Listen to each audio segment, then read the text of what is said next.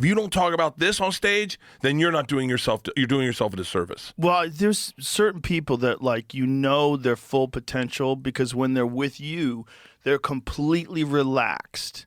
And, everyone's just having a great time, and you get to see them at their best. And when you're crying, laughing, just hanging out, talking to a guy, you're like, this guy's got it. He's just got to figure out how to get rid of all the other shit in his life and focus on that. Because you were always so fucking funny. And I was like, how is this guy doing these shows where he's letting people hurt him and all this? Like, when you were doing Hurt Burt, I was like, what are you doing? Don't get hurt. And then I'd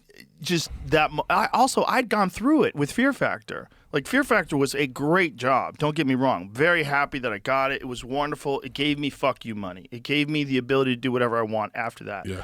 But it was a thing where I was like, this is not what I want to do. What I want to do is what I always do. Just stand up, have fun.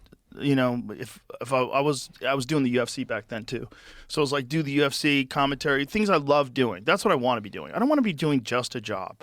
Jobs are great. Don't get me wrong. I'm thankful I got it. But at a certain point in time, if you want to reach your full potential, you have to realize, like, this is holding me back. And sometimes people don't want to tell you that because it's a job and it's a great gig. And I've had people tell me, like, don't leave Fear Factor. I'm like, what the fuck are you talking about? I have to leave. I'm like, I have to leave. I got to go. I remember those times. I remember people saying, because I knew you as Joe the stand-up. And I remember people saying, he does comedy? And I was like, no, that's what he does.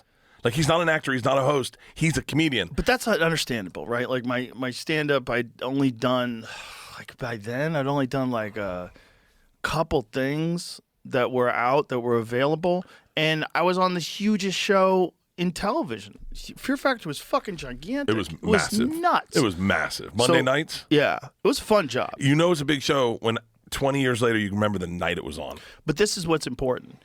Even though it was the #1 show in the country, I still had that feeling. Like, I don't want to really be doing this. Yeah. I'm happy to do it. I'm very thankful that I got the job. I worked with some amazing people. It was a lot of fun. We had a great crew. Really fun time. But I didn't want to do it.